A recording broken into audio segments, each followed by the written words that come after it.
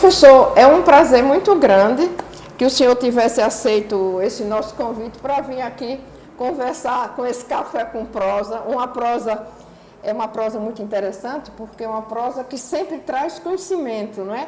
Mas é uma prosa descontraída e eu quero dizer ao senhor que o Instituto fica muito feliz de ter contado com a sua presença aqui nesse Café com Prosa. Professor, o senhor tem dado aula presencial ou está dando aula virtual? Aula virtual, aula remota, né? E primeiro, é uma grande alegria, uma satisfação. E como dizer não ao convite da senhora, né? E como dizer não ao convite do Instituto Histórico, né? Essa instituição mais que centenária. Ah, exatamente. E são centenários que se encontram, né? Porque de repente a gente está com a cidade nossa fazendo 166 anos, que foi mudada a capital para aqui.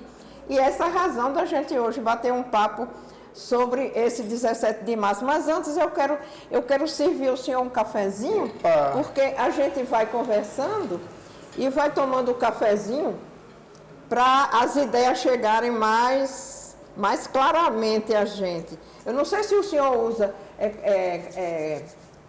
o açúcar verdadeiro, se for o açúcar verdadeiro está aqui. O açúcar da cotinguiba. Exatamente. E essa cotinguiba que foi tão problemática, tão decisiva, né, para a mudança da capital, da nossa São Cristóvão, tão tradicional, 250 anos de vida, né, tão bem arrumada no ponto de vista, quer dizer, no ponto de vista de que tinha biblioteca, tinha casa, tinha hospital, né, que era a Casa de Santa Casa de Misericórdia. Mas nada disso empatou a mudança, né? Isso é interessante, né? Falar de história é algo maravilhoso. Para nós que gostamos de história, para nós que temos curiosidade sobre o nosso passado, é algo fantástico, né? E falar da nossa história, da nossa querida Aracaju. Aracaju, dia 17 de março, está fazendo 166 anos. É como se fosse o aniversário de todo mundo que Exato, eu acho que é uma vela para todos os moradores de Aracaju. E não só para todos os sergipanos, né? Porque nós nos reconhecemos em Aracaju, nossa capital, essa cidade agradável, essa cidade diferente, essa cidade que nos é alegre. Aí, quando a gente vem para Aracaju, para ir para a praia, para ir para um shopping, um teatro, para estudar, tudo mais. As bibliotecas, né? Não vamos esquecer as bibliotecas. Agora, esse nosso programa aqui, que é o Café com Prosa, que eu digo que é uma prosa com conhecimento, né? Não é aquele tipo de café jogando conversa fora. Mostrando uma conversa que sempre tem um conhecimento. E nós colocamos dentro do nosso projeto uma provocação muito sugestiva, que foi essa assim: mudar a capital? Oxente, mas para onde? Para onde, né? Porque muita gente às vezes não sabe por qual foram as razões dessa mudança, já que São Cristóvão estava toda organizada, com palácio, com biblioteca, com hospital, com médico, com professor, com tudo, né? E de repente o que foi que provocou essa mudança, essa retirada de lá do Vale do Paraopama? E vim para um lugar que também não tinha nada disso que São Cristóvão tinha, né? Então é uma pergunta que eu acho que deve ficar no coração de uma porção de gente. Por que mudar? Né? Por isso que eu botei como provocação isso. Mudar a capital. Ah, mudaram? Oxente! Um oxente bem sergipano, né? Oxente, para onde? Aí eu queria conversar com isso, porque eu estou sabendo que muitas cidades, né, ficaram credenciadas, ou então tinham possibilidades de ser escolhida como capital. E não foi. Aí eu queria, então, jogar esse tema para que a gente pudesse alimentar nosso cafezinho. O cafezinho está quente, está bom? Quente, o seu Zé Carlos é muito delicioso. Bom no café, viu? Não, sem dúvida, né? E tem esse biscoitinho também aí, que tem um doce. açúcar para adoçar a vida da gente. É sempre bom, né? Não Nesses momentos que nós estamos passando por pandemia, estamos sempre usando máscara. Hoje nós estamos fazendo distanciamento, álcool em gel, todos os cuidados, né? Isso é muito importante. Mas vamos falar de Aracaju, né? Já que é aniversariante de Aracaju, vamos falar dela, né? Primeiro, né? Aracaju é um caso raro de um povoado que virou capital. Geralmente, povoado vira cidade. Aracaju não, foi um povoado que virou capital. Mas ele virou também cidade e antes ele fez uma virada rápida demais, não foi? Isso é bem curioso, né? A primeira coisa que a gente pode falar sobre isso é o seguinte, né? Sergipe nasce com São Cristóvão sendo capital. 1590, exato. Cristóvão de Barro conquista, domina os índios e São Cristóvão é a capital. E é uma capital que é escolhida para ser uma cidade fortaleza, uma cidade para defender dos ataques, né? Do alto, né? Bem controlada, bem vigiada, né? Para se defender dos ataques dos franceses, dos ingleses, dos holandeses. Só que dos holandeses não deu certo não. Os holandeses invadiram, queimaram tudo, né? Não deu certo. Mas São Cristóvão sempre foi símbolo de Sergipe. Tanto é que, sabe qual era o nome de São Cristóvão antigamente? Cidade de Sergipe del Rei. E São Cristóvão foi onde aconteceu os mais importantes acontecimentos da história de Sergipe na colônia. Aliás, a independência de Sergipe acontece em São Cristóvão, é celebrada em São Cristóvão. Certo. E aí, 30 anos depois, o que acontece? Essa cidade já não é mais capital. É escolhido um pequeno povoado, que é levado à condição de cidade e se torna capital por um homem, um dos principais personagens, né, que nem era sergipano. Pois é engraçado isso. Inácio, né? Barbosa. Inácio Barbosa. E é uma figura tão interessante que eu acho que quando se quis, eu acho que no governo de Dr. João, quis fazer uma homenagem a ele, então o governador na época queria então fazer um monumento com as características como eram normalmente das pessoas. Um busto, né? Ele queria uma escultura do Inácio e não se encontrou foto nenhuma. É um mistério, porque eu me lembro na ocasião, porque eu fui incumbida disso, eu procurei professora Tetes, todas as pessoas mais credenciadas para me dar essa informação.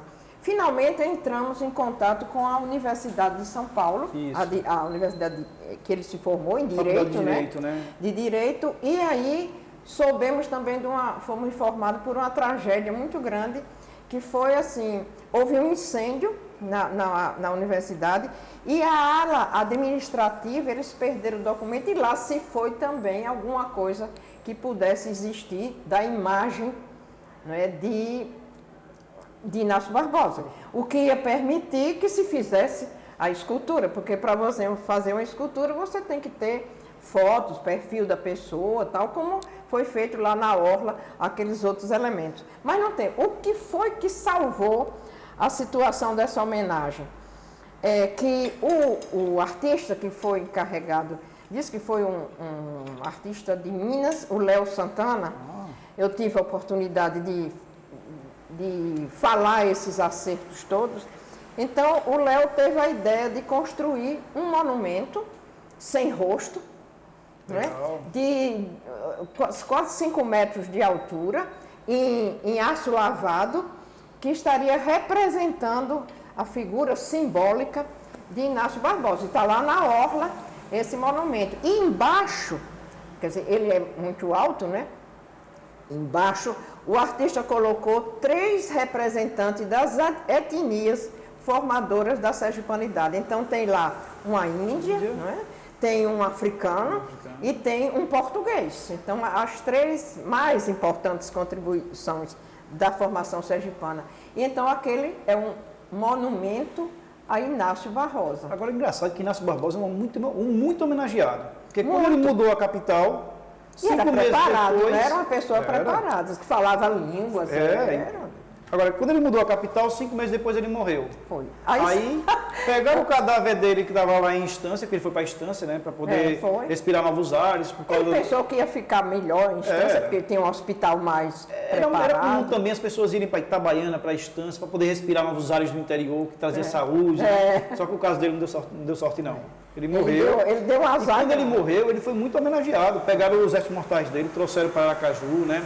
Foi feito poesias, etc. O próprio Dom Pedro II, quando teve Sergipe, falou de Inácio Barbosa lá no relatório dele, né? Homenageou. É interessante que o que nós sabemos sobre Inácio Barbosa é o que os historiadores pesquisaram sobre ele. Ele nasce no Rio de Janeiro, supostamente era um homem mulato, era um homem pardo, fez uma carreira na magistratura, ele era um bacharel de Direito pela Faculdade de São Paulo. E é engraçado que naquela época, boa parte dos presidentes de província, que era como se fosse o governador hoje, eram bacharéis em Direitos. Sim. E isso até refletiu no próprio Instituto, na criação dele, não é? Correto. Que foi na sombra dos desembargadores, dos advogados, há 109 anos atrás. E eu vou lhe contar uma coisa bem curiosa, que pouca gente sabe, né? Inácio Barbosa era deputado provincial, né? E ele era deputado pelo Ceará, porque ele tinha sido secretário de governo no Ceará, trabalhado com alguns cargos na área da magistratura no Rio, né, em São Paulo. E lá no Ceará ele queria se reeleger. E para se reeleger você precisava ocupar um cargo importante. E aí o que acontece? Ele foi mandado para ser presidente de província em Sergipe. E Sergipe era um lugar muito complicado. Muita briga também, muita né? briga política, tinha dois partidos políticos que se matavam, né? Era os camundongos e os rapinos, né? Liberais e conservadores, né? É. Era o nome daqui. Um era conservador e o outro era mais avançado. Só que ele deu sorte. Sabe por quê? Ele chega num momento de conciliação, onde os dois já não eram tão... Os dois grupos já não se odiavam tanto. Eram mais amigos, né? E aí ele chega em Sergipe, uma província difícil de administrar. Foi em 1853. Em 53 ele chega, e naquela época só ficava 1 ano, 2 anos no máximo, não passava de 2 anos. Era muito raro, porque o imperador sempre tirava, colocava em outro lugar, né? Tanto é que boa parte dos presidentes de província vinham de São Paulo, do Rio, do Ceará, rodavam o Brasil inteiro. E ele estava em Sergipe ali para poder se eleger deputado novamente. Né? Ele buscava uma ascensão na carreira dele, né? E aqui chegando, né, ele faz o mais importante ato político do século XIX em Sergipe. E talvez de toda a história de Sergipe.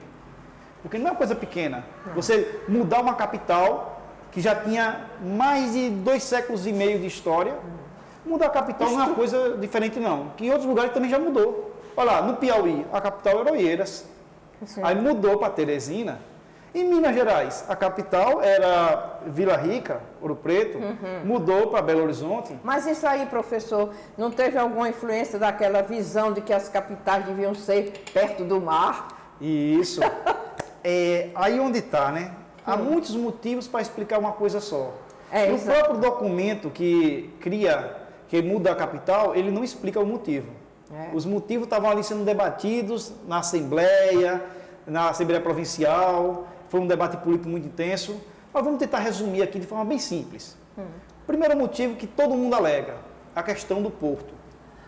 Sim. Século XIX era importante ter porto, porque o que era o porto? Vamos tentar entender isso aí com a lógica do século XIX. Um porto era um lugar de comunicação, pessoas vêm e vai.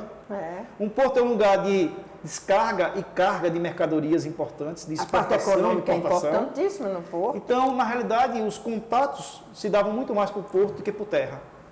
Não tínhamos, em 1855, ferrovias em Sergipe. Nem as estradas eram de nada disso, né? O rio e o mar era realmente a estrada. É por isso que o Baixo São Francisco e o litoral sergipano eram os pontos de mais acesso e de mais população, né? mais densamente povoados, né? E naquela época, né, São Cristóvão parecia uma cidade anacrônica, uma cidade que tinha parado no tempo. Né? Há muita crítica sobre isso, isso, né? Correto. Porque achava que São Cristóvão, o local já era ruim, porque era em cima de um morro. Depois o rio não permitia uma entrada de barcos de um calado maior, não é? Então, havia muito mais coisas contra São Cristóvão, coitado, do que tudo. Aí né? vamos pensar, né? E em Sergipe, qual outra cidade que tinha essa ideia do porto? Sim, aí eu queria voltar a esse tema, por isso que a gente botou mudar a capital, mas oxente.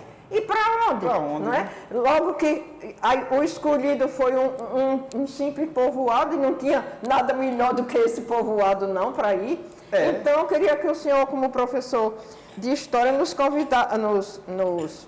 falasse mais sobre quais as cidades que estavam sendo também credenciadas para essa possibilidade da mudança. Primeiro que esse debate sobre mudança de capital é um debate muito interessante. Ele já aconteceu em alguns outros momentos da história de Sergipe. Por exemplo, em 1822, quando José de Barros Pimentel... O senhor quer mais café, professor? Não, tá bom. Tá bom aí? Em 1822, quando José de Barros Pimentel era o capitão-mor, era o governador de Sergipe, a população de São Cristóvão não gostava dele. A população de São Cristóvão queria independência e ele não queria. Ele queria que continuasse ao lado da Bahia. Aí ele mudou a capital. Para onde? Para Laranjeiras. Sim, tem Ele período, mudou a capital, mas por alguns meses. Né? E depois, quando a independência concluiu, a capital voltou para São Cristóvão e Dom Pedro I assinou uma lei dizendo: a capital é São Cristóvão, que eu elevo a condição de cidade também. Né? Agora vamos lá, naquela época, né, uma cidade muito importante para Sergipe era a Estância, a povoação da Estância. Até hoje é uma cidade importante no estado. Muito. Né? Nasceu o povoado de Santa Luzia e hoje é uma cidade muito mais destacável, né, sob esse ponto de vista. Até o ano passado a gente comemorou, não é? A primeira missa que foi lá também, dentro das comemorações do bicentenário, com algumas opiniões contra, as outras a favor, mas enfim, isso aconteceu. E Estância já era cidade, desde 1848 Estância já era cidade, Laranjeira já era cidade, né? Laranjeira que deixou de ser povoado. E me admira também a possibilidade de Maruim. Maruim. Olha, Maruim foi um grande centro, né? Naquela época da região da Cotinguiba, grande produtora de açúcar. Maruim chegou a ter consulado da Alemanha. Da Alemanha, pois é. Até tem um trabalho interessante da Lúcia Marques sobre essa família toda alemã que impulsionou a economia de Maruim. E outra cidade também que tinha um destaque muito grande de Sergipe naquela época, Santa Amaro. Santa Amaro das Grotas. Também estava na Cotinguiba, né? Estava na Cotinguiba, era um lugar que tinha acesso a mar, né? Pois é. Então, todas as cidades aí, elas poderiam ser a capital, né?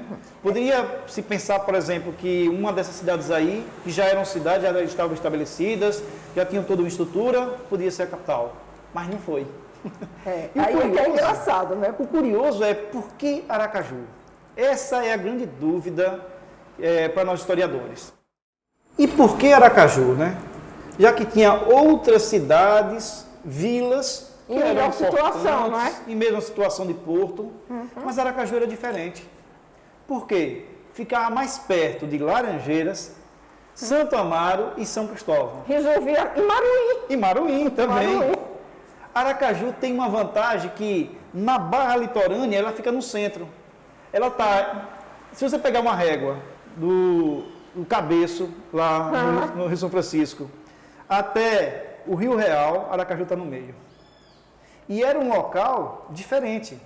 Era plano, tinha acesso ao oceano. A questão toda dessa planície aracajuana, né? E tinha acesso tanto ao Oceano Atlântico e ao Rio Sergipe e o Cotinguiba. Tanto é que um historiador famoso lá da minha terra, Sebão Sobrinho, ele dizia que Aracaju era a Sultana dos Mares. Olha que imagem. Você sabe falar em Sultana dos Mares? Eu me lembro agora que um dos títulos, uma medalha, um título que foi entregue à princesa, era uma medalha, uma homenagem que foi feita à esposa de Dom João, de Dom Pedro II, quando veio para Aracaju, ela recebeu uma homenagem como a Sultana dos Mares. Isso, que é o nome que se dava a Aracaju, né? E é interessante que Aracaju é um detalhe que pouca gente fala, né? Então, mas é por isso que é bom dizer aqui. É por isso que é bom dizer aqui. Eu vou trazer aqui um documento, eu vou ler aqui um pedaço do documento, que é a Resolução Provincial 413, do dia 17 de março. Que foi a que transformou, não é? De 1855, foi a que transformou Aracaju em capital. É uma lei muito curta, só tem 5 artigos. Primeiro, no artigo 1º, elevava a categoria de cidade o povoado de Santo Antônio do Aracaju, na Barra do Cotinguiba, com a denominação de cidade de Aracaju. Criou a cidade. O povoado virou cidade. Não é mais povoado, agora é cidade. No artigo 2, para coisa curiosa. O artigo 2, o município da cidade de Aracaju será o da Vila de Socorro. Então, Aracaju, as terras de Aracaju são de Socorro. Então, o lugar que foi elevado à capital foi Socorro, de certa forma, o território, né? O território. Tendo sua sede na referida cidade, né, que era povoado de São Cristóvão, né? As reuniões da Assembleia Legislativa vão se celebrar em Aracaju, nessa cidade. E o 4º artigo, esse é o mais polêmico de todos, esse que vai resolver o problema todo. Fica transferido desde já da cidade de São Cristóvão para Aracaju, a capital desta província. E o último artigo é revoga as disposições em É ao contrário. contrário, que é o termo normal. Eu vou explicar por que é. esse artigo 3, por que essa situação toda. Falando sobre como é que tramitou essa lei. Inácio chegou em Sergipe, Inácio Barbosa, já com essa ideia de mudar a capital. Só que ele precisava de condições políticas. Precisava convencer os grupos políticos locais a aprovar a lei que ele sancionaria. Né? Uhum. E aí o que acontece? Nesse meio tempo, ele vai demorar um pouco para tentar convencer e em fevereiro de 1855 ele lança a proposta. Começa o debate. E o que acontece? Em São Cristóvão há muita resistência, a ponto dele transferir a Assembleia Provincial que ficava em São Cristóvão. E isso foi um problema seríssimo, não foi? A Câmara de São Cristóvão mandou uma carta dizendo, olha, eu vou me É denunciar ilegal, você. é ilegal, isso é errado. só podia se reunir onde Isso. era, e até aí era São Cristóvão. Correto. E aí o que acontece? Só que teve a votação. Sabe quando é que deu o placar? Era 18 deputados, foi 16-2. Foi uma vitória maiúscula. No dia 16 foi votado e no dia Os 17 dois que foi... votaram contra Vamos lá. O Vigário Barroso, que era padre de São Cristóvão, e o Martinho da Seis, que era um grande intelectual e tudo. Os dois são cristovenses, né, ligados a São Cristóvão, com ligações sentimentais de São Cristóvão. Eu acho que, felizmente, professor, eles dois votaram contra, porque era muito vergonhoso os dois de lá e serem a favor da saída. Teve gente de São Cristóvão que votou a favor. Olha só, teve gente que votou a favor. E aí o que acontece? Vou mudar a capital. Vamos imaginar agora se estivesse naquela época, né? Aracaju não era um lugar que não tinha nada, né? Aracaju tinha... Porque às vezes é uma praia em sol, mas não era só isso. Não era só isso. Isso aí Tinha era discurso sítios, de não São é? Cristóvão. Isso era discurso de São Cristóvão, do povo de São Cristóvão, para desqualificar Aracaju. Certo. Mas, por exemplo... E tem verso popular sobre isso também, viu? Aracaju não é cidade não, as casinhas são de palha. De palha, de coisa melão, né? Quem for para Aracaju, bote texto para rezar, que Aracaju é a terra onde as almas vão penar. Sim. Aí o que acontece? Mas Aracaju já estava começando a pensar em fazer uma estrutura de cidade, né? E tanto é que é chamado um engenheiro, Sebastião Pirro, que faz o quadrado de Pirro aqui, que é o centro de Aracaju, com um planejamento modernista, né? A época, sim. Uma cidade planejada. Hoje a gente fala em planejamento urbano, mas eles já estavam pensando nisso no século XIX. Olha que coisa fantástica. Porque julgar as coisas hoje, com a visão de hoje, tem que saber como é que era naquela época. Mas vamos imaginar aqui o seguinte. Os funcionários públicos que moravam em São Cristóvão, todos tiveram que vir lá para cá para poder trabalhar. E morar onde? Morar onde? E aí tem um personagem que é importante, que a gente não pode deixar de falar dele. Já falamos das Eu já sei quem você vai falar. Claro que é ele, o Barão de Maruim, né? O Barão de Maruim tinha terras, interesses e foi um homem muito responsável pelo desenvolvimento de Aracaju. Porque ele vai trazer muita gente, amigo dele, protegido dele, para morar em Aracaju. E os funcionários públicos, imagina os coitados, né? Trabalhava em São Cristóvão, morava em São Cristóvão, tiveram que vir de pé de lá para cá. E não tinha esse transporte tão fácil para dizer, não, eu moro aqui, mas trabalho lá, não. Era sofrido. Era um sofrimento. Muitos vieram morar cá. E para piorar a situação, mal mudou a capital, vem o quê? Uma pandemia. Exatamente. Cólera morbus era o nome da doença. A cólera morbus era como se fosse coronavírus do século XIX, que matava todo mundo. Exatamente, porque Laranjeiras, pelo menos tem uma tese muito interessante do professor Cardoso, né? Que mostra o povo morrendo na rua, o povo morrendo porque não tinha mais onde enterrar, não tinha nem quem acudisse. E olha que não tinha os hospitais e as coisas de hoje, nem os remédios de hoje, nem nada. Então... Foi uma situação... Vamos imaginar, muda a capital e vem uma pandemia. Exato. A gente já sabe que é pandemia, né? Porque nós estamos vivendo isso hoje. O ano passado, a pandemia começou no aniversário de Aracaju. Foi. E nesse ano, estamos no meio da pandemia, no aniversário de Aracaju. Nós estamos há um ano e não tem melhorado, né? Ao contrário, agora a gente está numa fase tão dolorosa que... Tem que se cuidar bem bastante. E aí o que acontece, toda essa situação... O homem que assinou a lei que mudou a capital, pega a doença e morre. E você sabe que uma coisa porque a cultura popular é muito interessante. É fantástica. Porque ela caminha junto com os fatos históricos no entorno. Não é? Porque você pode ter um historiador que estuda aquele assunto e fala, mas também tem o povo que tem suas filosofias, suas visões. E então, o que é que o povo dizia? Que era um castigo De Deus, uma praga. uma praga, porque ele mudou a capital de um lugar que era quase santificado, porque São Cristóvão tinha não sei quantas igrejas, Conventos. Então tinha todo esse lado místico, né, que impressionava o povo. E aí vem esse rapaz de fora, que é também uma coisa que pesa, não é? Aí, e muda a capital para um lugar que não. Então, por castigo, ele também morre da doença.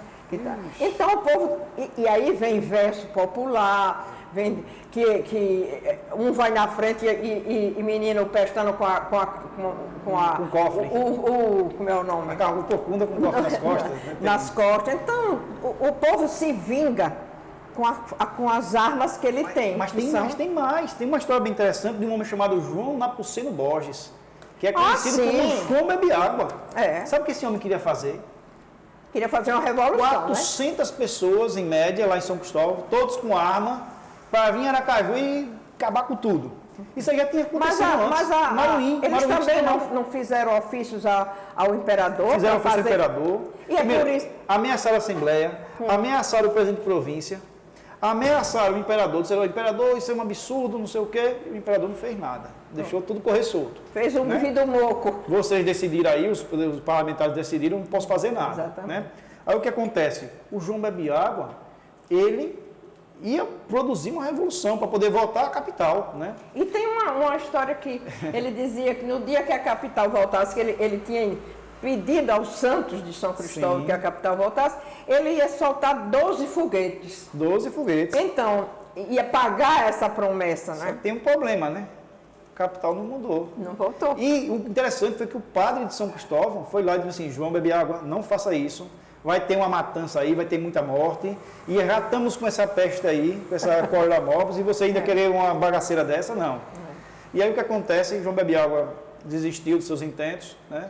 E só muito tempo depois é que a história absorveu João Bebeágua. Sabe por quê? Sim, e eu acho também uma coisa interessante da gente conversar aqui, até sobre João Bebeágua, porque eu acho muito, muito ruim como as pessoas, muitas vezes, acham que ele bebia a água que passarinho não bebe, quer dizer, era uma pessoa que vivia ébria, e ele não era, ele era um funcionário público. Sim, não era uma pessoa. Então eu acho que isso tem que ser restaurada a dignidade da vida dele. Isso, mas por quê? Porque tem pouca pesquisa sobre ele e o que nós sabemos mais é sobre o que, por ouvir dizer, né? Por exemplo, João Bebeágua era do Partido Liberal. Ele era... Queria transformações. Né? Queria. Aí o que acontece? São Cristóvão deixou de ser a capital. Aracaju, no começo, começou a receber obras. Imagine só morar numa cidade onde tudo estava para construir, ou boa parte das coisas estava para construir. Tinha que construir um cemitério, tinha que construir uma igreja, tinha que construir uma cadeia, tinha que construir escola, tinha que construir tudo. Mas foi construído aos poucos. E aí o que acontece? A cidade mal estava nascendo, ainda era uma criança, quando ela recebe a visita ilustre de Dom Pedro II. Essa visita foi terrível, né? No ponto de vista de ter que fazer muita coisa na carreira para poder receber a visita. Isso. Aqui todo mundo queria agradar o imperador, né? E aí se organizou uma comitiva, tudo muito bonito. E o curioso é que Aracaju teve esse começo simples, modesto. Antes, quando era a época que era povoado, ela tinha 200, 300 moradores. 5 anos depois já tinha mais de 2.000, depois 10.000, e Aracaju, a partir da virada do século XIX para o XX, já era a maior cidade de Sergipe, e a mais importante de Sergipe. Mas por que isso? Tem uma coisa curiosa, Aracaju nasceu para ser uma cidade do futuro, né? Uma cidade cosmopolita, uma cidade de todo mundo, de toda a gente, mas principalmente uma cidade formada por pessoas que vieram do interior. Aí nós temos a seca de 77, 78, 79. Muita gente, para não morrer de fome, vem para a capital. Né? Nós temos a modernização de Aracaju na década de 20 com Graco Cardoso. A cidade vai ganhar destaque, né, na política local a partir da República. Né? É a grande sede do governo. E só lembrando, né, teve uma época aí que a capital de Sergipe, a capital administrativa, foi o Rosário do Catete, que tinha 2 assembleias, uma em Aracaju e outra em Rosário. Isso é um fato curioso. Mas eu acho isso tão importante para as novas gerações. E assim, uma informação simples, não é? Que numa linguagem atual, tudo, Correto. e para as novas gerações ficarem conhecendo realmente sua história. Ter orgulho da nossa história, Pois né?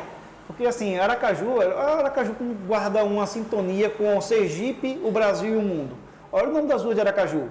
Pegaram o nome de tudo quanto é cidade de Sergipe, Itabaiana, Itabaianinha, Itabaianinha, a rua Itabaianinha é aqui, né? Os nomes são da Itabaianinha, cidade do interior. tudo, para dizer que todo o interior de Sergipe está em Aracaju. Estava em Aracaju. Aí tem ali, se você for no bairro Siqueira Campos, você tem lá o nome de tudo quanto é estado do Brasil, né? É Rua Amazonas, Rua Distrito Federal, Rua Pernambuco, Rua Alagoas, Rio Grande do Sul, Rio Grande que do é Sul, aquela... Rua Goiás. É.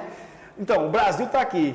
E se você for um pouquinho para lá, tem o nome de país, né? Aí tem Rua Argentina, tem um monte de rua no nome de país. Então, o mundo, Sergipe e o Brasil estão em Aracaju, né? E eu falo assim com muito gosto, com muita alegria, né? Que Aracaju, ela representa muita coisa para nós sergipanos. Porque até se diz que Aracaju, ele venceu a geografia, não é? Correto. Fernando Porto disse isso. Fernando Porto. Porque como é que Tem ia construir uma cidade aqui? Eu tenho um trabalho lindo, até aqui no Instituto nós encontramos entre as obras raras, que é Aracaju, de 1855 a 1865. São 10 anos que ele faz uma análise do crescimento da cidade E ele nesses traz 10 um mapa anos. daquela época lá. Aquele mapa é lindo, né? Acho que é uma obra assim fantástica que todo jovem tem que ler, né? Eu acho também. Porque, Eu acho assim, que falta isso muito. isso, conhecer um pouquinho mais a nossa história, né? E venceu a geografia por causa dos charcos, né? Um lugar cheio de mosquito, cheio de problema para até razoavelmente ao que a gente chama de pouco tempo. Aracaju sempre padeceu, essa rua de Itabaianinha mesmo, eu me lembro que quando chovia, entrava nas lojas mais de 1 metro, né? Então, Aracaju sempre padeceu com essa questão de charcos, de lagoa, dessa porção de coisa. Eu queria que o senhor falasse isso. É interessante esse ponto de vista. Sabe por quê? Esse negócio de cidade no litoral também às vezes é complicado. Em 1942, na época da Segunda Guerra Mundial, os submarinos alemães pegaram e torpedearam os navios aqui no litoral sergipano, que levou o Brasil a participar da Segunda Guerra Mundial. Porque o rapaz estava lá em cima do muro sem saber o que é que fazia, né? Aí imagine a população que mora aqui nessas ruas aqui de perto. Sim. Imaginar o quê? Que os nazistas iam vir e bombardear Aracaju. Que estava no litoral, era perigoso, né? Não tinha como se defender. Mas Aracaju, com o tempo, né, vai se tornar essa referência de Sergipe. Eu acho Quando uma a gente coisa... fala em Sergipe, fora de Sergipe, a primeira coisa que as pessoas falam, Aracaju. E Aracaju tem lugares muito bonitos, pessoas muito bonitas, muito agradáveis. Quando a gente fala em Aracaju, a gente lembra de quê? De praia. As praias, Orla de Atalaia. Mas tem muita coisa bem bacana. Também, o sertão também tem muita coisa linda. Tem. Então... Aqui, por exemplo, esse centro histórico de Aracaju. É maravilhoso. E veja bem, uma coisa que eu gostaria muito que o senhor colocasse é o seguinte, São Cristóvão, na mudança, ele foi muito humilhado, né? Porque ele foi considerado decadente. O senhor acha realmente que São Cristóvão, à época, fora a vontade que já veio arrumada na cabeça de Inácio, o senhor acha realmente que São Cristóvão, com toda a estrutura do poder que estava em São Cristóvão, ela podia realmente ser considerada como uma cidade decadente? Isso aí é o discurso daqueles Inácio, que queriam convencer a opinião pública, e aí a partir dos jornais, principalmente, da necessidade de se mudar a capital. Porque, olha, São Cristóvão tinha uma população grande, São Cristóvão tinha uma estrutura urbana comparada a outra cidade de Sergipe muito desenvolvida, né? Inclusive, um dos filhos de São Cristóvão, o grande historiador Felisbelo Freire, que escreveu esse livro maravilhoso, História de Sergipe, que foi publicado pelo Instituto Histórico. Interessante. Eu acho que isso aí devia estar na escola como uma coisa obrigatória. Sabe o que ele dizia? Que não era preciso mudar a capital, bastava construir uma estrada de ferro de São Cristóvão para Aracaju, ajeitar o porto, fazer uma alfândega que estava resolvido o problema. E falar em alfândega, o próprio Inácio, ainda em 1854, se eu não estou enganado, o senhor é quem me diz, e o especialista é o senhor, eu só estou metida no meio dessa história. ele mudou a alfândega. Mudou tudo. Ele fez a arrumação certa. Ele mudou o correio, ele mudou a alfândega. Correio sergipense. Pegaram as impressoras de jornal, as máquinas que imprimiam o jornal, e trouxeram para Aracaju. Né? Pois é. Foi uma mudança Outra coisa muito importante impactante. que foi mudada, a biblioteca. A biblioteca provincial. Quer dizer, repare bem, ele arrumou as mudanças todas para depois ele dar o choque. Isso. Agora Que sim. foi a assinatura, né? Isso. E essa assinatura aí vai ser muito impactante, né? Vai mudar muito a forma como os sergipanos lidam com São Cristóvão. São Cristóvão é outra cidade depois da mudança da capital. Tanto é que a Câmara de Vereadores, ela se posiciona contra, por quê? Porque ela sim sabia que se mudasse a capital, São Cristóvão ia perder importância. É importante se diga uma coisa.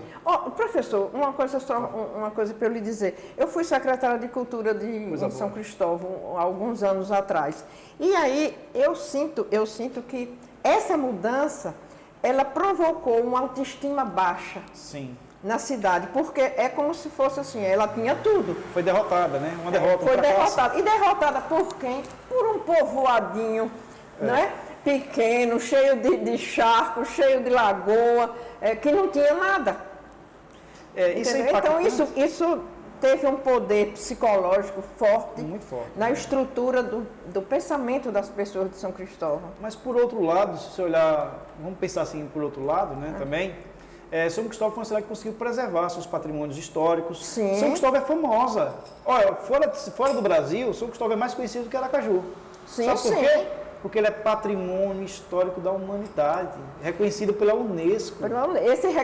Mas vou lhe dizer uma coisa também, com o produto desse tempo que eu passei em São Cristóvão. Porque a minha adolescência eu passei em São Cristóvão, porque meu pai era funcionário federal de lá, né? Então, mas depois vim embora para Aracaju, tal, mas voltei como secretária.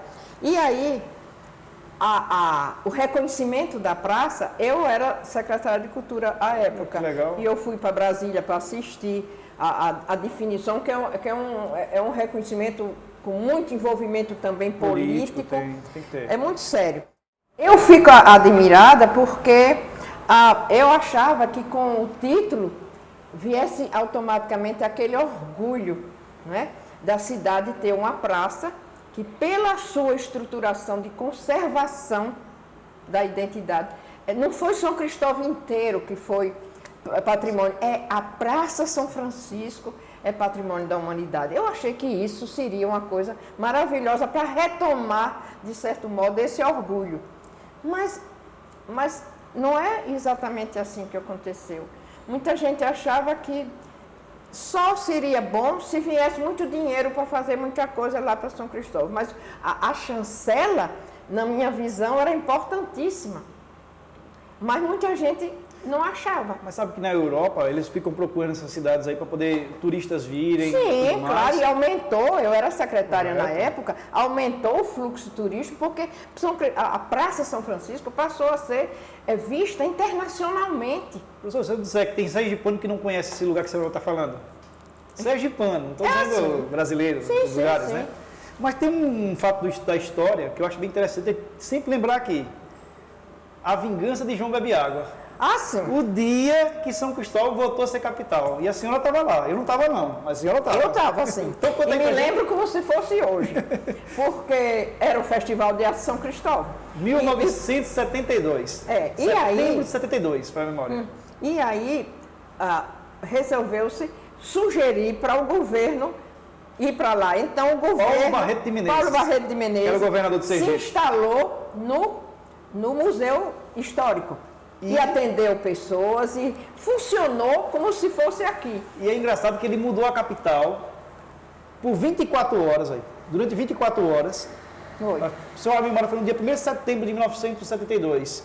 Até o dia 2 de setembro de 1972, São Cristóvão voltou a ser a capital de Sergipe, mas no dia seguinte Aracaju voltou a ser Mas a capital. universidade que fez, na noite, na abertura do Festival de Arte, foram apresentados os 12 foguetes que João Bebiágua dizia que quando a capital voltasse, que ele ia acender, né? E fazer papocar no ouvido das pessoas, 12 foguetes. Então, foi um ato simbólico, Show pirotécnico, na realidade. Ah, sim. Então, foi um ato simbólico, mas um simbolismo de uma importância muito grande, porque reviveu justo essa promessa. O governo voltou, é verdade que por pouco tempo, mas na verdade o governo se instalou em São Cristóvão com todo o seu secretariado, atendendo as pessoas que estavam inscritas para falar com o governador, tudo foi lá. Isso é bonito, né? Hoje, se você olhar direito, né, há uma relação muito forte entre São Cristóvão e Aracaju. Exato. E a rodovia que liga São Cristóvão a Aracaju é João Bebiágua, que é uma figura histórica bem curiosa. E é interessante que boa parte da população de São Cristóvão trabalha em Aracaju. Né? Porque hoje ficou tão perto. Hoje já se fala em Grande Aracaju. Exatamente. E São Cristóvão está tão colado em Aracaju que tem lugares que a gente não sabe se é São Cristóvão ou se é Aracaju.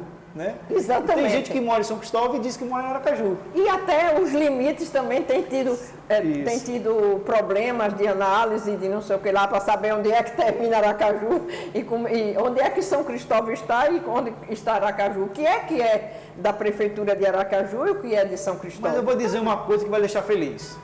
O que nós sabemos sobre a mudança da capital de São Cristóvão para Aracaju foi escrito aqui dentro do Instituto Histórico, pelos grandes intelectuais que fizeram parte dessa instituição. Mas eu acho essa instituição uma instituição de uma importância muito grande. Porque talvez seja ou a mais velha instituição daqui. Em atividade. E ela teve esse poder de agregar. Aliás, ele já nasceu. Eu acho que a ideia, professor, de menino de... Florentino Menezes. Florentino. De quê? Florentino Menezes. De Florentino. Foi essa ideia mesmo de agregar, de juntar, né, de valorizar o intelectual sergipano, o pesquisador, tudo. Então, aqui é uma casa, até aquela conversa muito antiga, que é a casa de Sergipe e dos sergipanos. Porque aqui reúne documentos, né, coisas importantes que foram escritas numa época que não tinha computador, que não tinha tablet, que não tinha nada disso para ser tão rápido, né?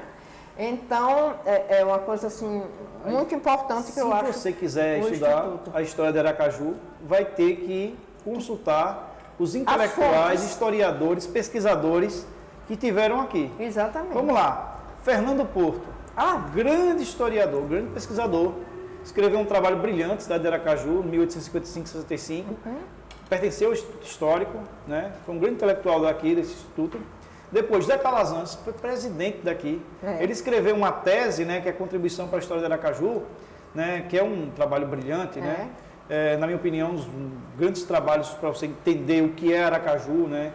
Tá lá. Ele foi presidente do Instituto Histórico, viveu aqui por muito tempo, né? Muito homenageado aqui no Instituto. Faz parte da nossa galeria de ex-presidente. Correto.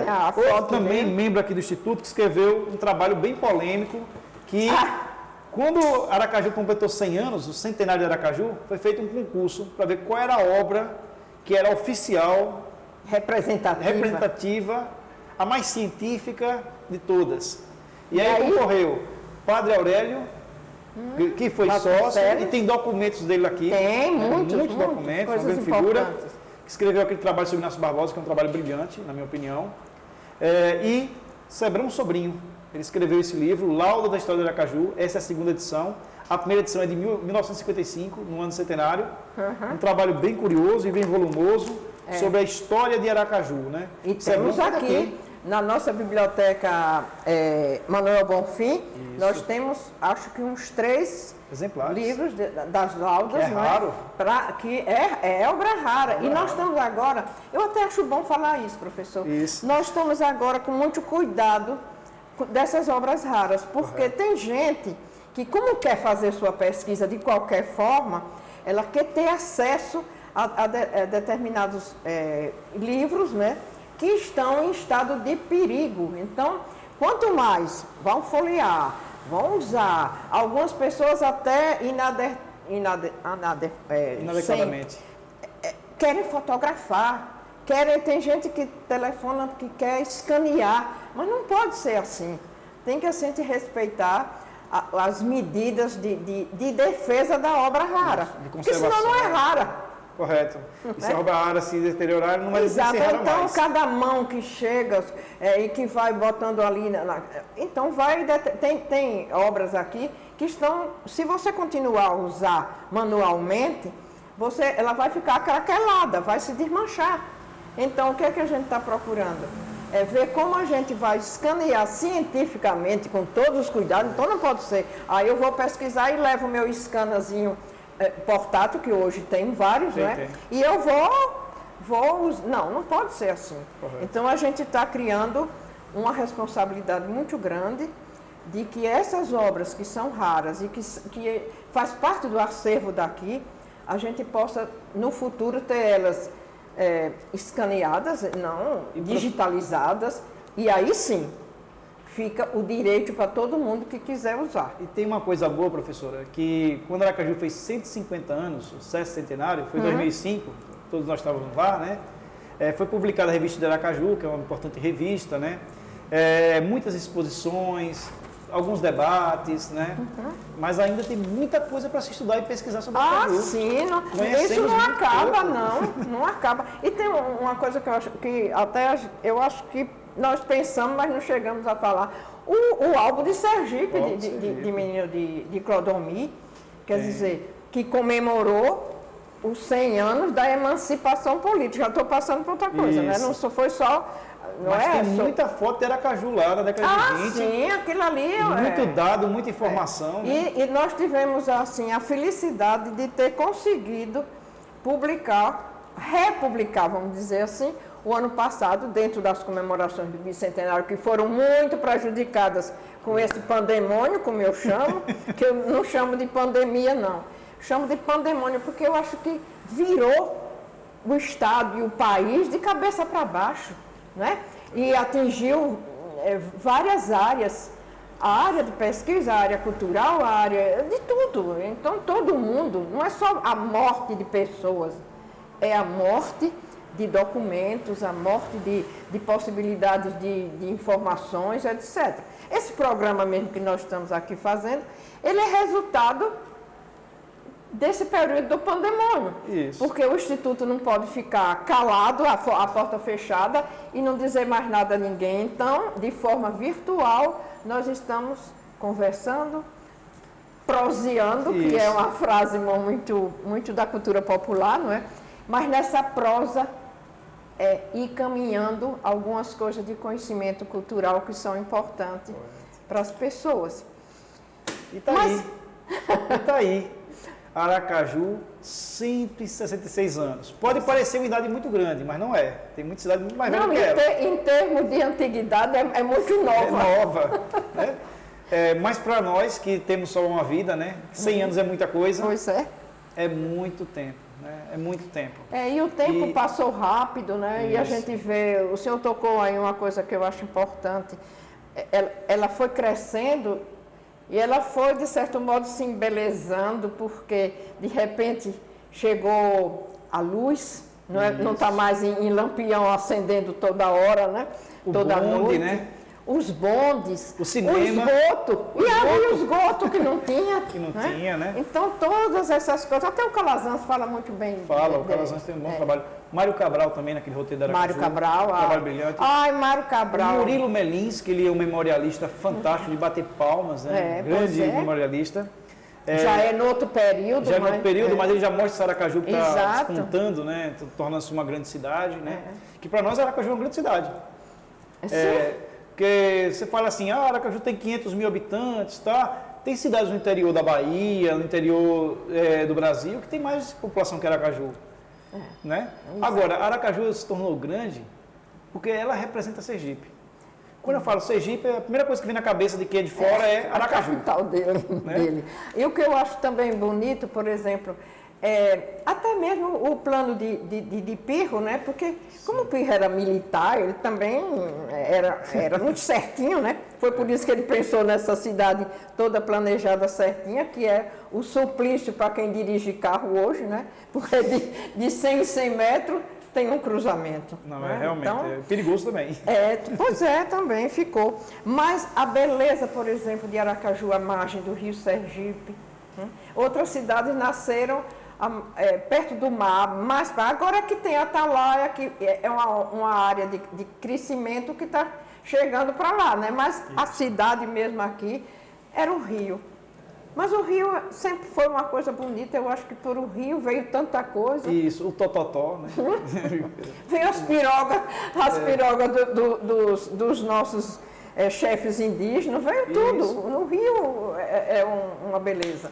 Então, eu acho que essa conversa nossa, eu acho que ia não acabar mais nunca, professor, Isso. porque não tem coisa que a gente não possa mexer, né? Eu tenho até uma frase muito da linguagem sergipana, que é futucar as ideias, né? Isso. Eu acho que quando a gente vai mexendo por causa desses 166 anos, quanta coisa importante tem para ser dito, para ser estudado, para ser mostrado. Nós vamos fazer uma exposição que se chama Aracaju dos Meus Amores, legal. Mostrando esse bem-querer das pessoas com essa cidade tão linda.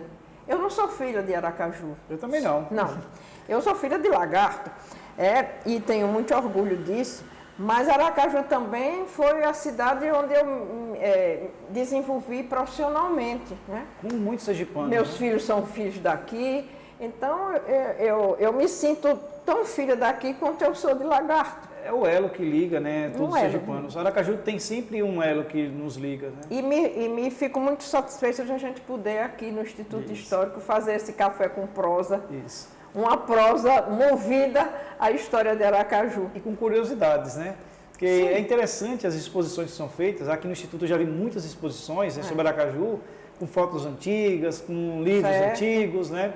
Que mostra essa cidade sob outros ângulos, com outros olhares, né? Porque ela começou toda certinha lá no quadrado de Pirro, mas depois Aracaju não é só o centro, né? Nós temos... Não, e depois eu achava bom uma coisa que as pessoas, nem todo mundo sabe, que o projeto de Pirro, na verdade, o Marco Zero é onde é a Praça General Valadão. Isso, correto. É o Marco Zero da cidade planejada, né? Porque aí diz assim, Aracaju nasceu no Santo Antônio.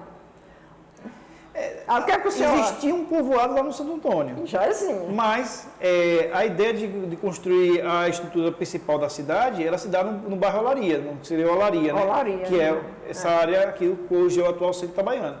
Desculpe, o atual centro de Aracaju. Isso é curioso, né? Porque há um debate de alguns intelectuais sobre onde nasceu a cidade, né? Qual era a ideia que se tinha de construção desse espaço urbano, né? Aracaju é uma cidade moderna, uma cidade do século XIX, uma cidade portuária, uma cidade comercial, uma cidade que tem esse intercruzamento do interior do estado com o litoral, e a partir do litoral você tem acesso às mais distantes áreas do país, né? Porque é por Aracaju que chegam as novidades. Sim, sim. Isso é uma coisa curiosa. Aracaju é a cidade do novo, né? E por ser uma cidade construída, moderna, né? No começo foi difícil, mas depois as pessoas foram se acostumando com Aracaju, foram tendo essa receptividade com Aracaju. Quando Aracaju começa a ter uma estrutura adequada mesmo para se viver aqui, ela vai ganhar esse boom, esse crescimento, né?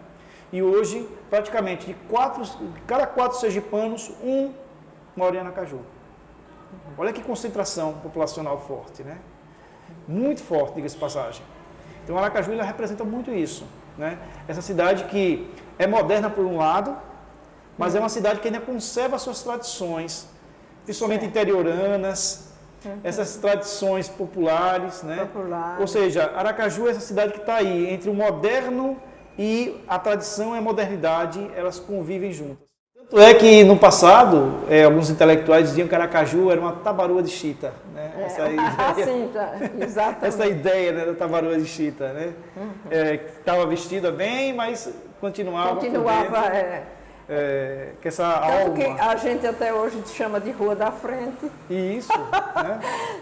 Às vezes as pessoas nem sabem o nome real, não é? Mas não chama mais a Rua de Aurora, porque também já aí era muito, né? Mas chama a Rua da Frente. Correto. Porque é da frente de tudo, né? O Rio está aí abraçando todo esse espaço bonito. Então, vamos dar palma para Aracaju? Vamos ser, tá ótimo, beleza.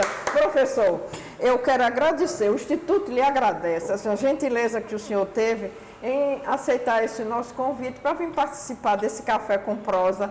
Essa prosa tão animada que a gente ainda ia um bocado à frente, mas não empata de outra vez a gente retomar sobre outro aspecto também histórico da nossa cidade e que o senhor possa nos dar essas lições e a todos que estão permanecendo com a gente aqui no YouTube.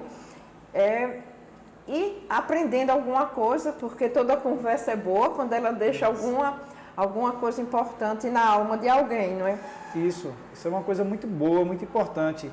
E sempre fazendo homenagem aos nossos pesquisadores que pegam Aracaju para estudar, né? Professor Amanso, professora Bruna Morrana e tantos outros pesquisadores que trazem informações. E o que eu vim trazer aqui para a senhora, que dividir com a senhora, foi aquilo que eu li. Né? Eu agradeço muito a esses pesquisadores do passado e do presente, né? Exato. Porque se nós conhecemos um pouco mais sobre a história do Aracaju, foi porque esse pessoal arregaçou as mangas, foi para os arquivos, pesquisou, leu, produziu, né? E viva Aracaju, nossa querida capital. E eu acho que a gente podia terminar com um texto lindo, poético, de Mário Cabral, que diz que o céu de Aracaju não tem igual. É um céu azul, de um azul intenso, como diz ele. Então, para mim é sempre uma alegria, satisfação fazer parte desse momento, poder conversar, dialogar e poder falar com mais gente que está aí na telinha, nos assistindo, né?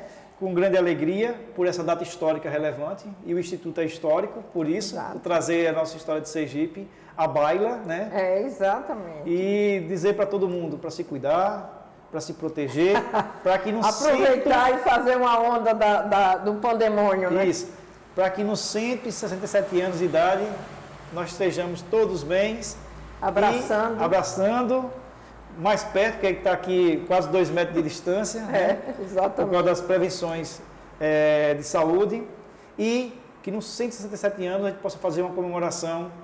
Como o Instituto sempre faz, com a presença dos seus sócios, dos amigos, dos admiradores, dos professores e dos pesquisadores.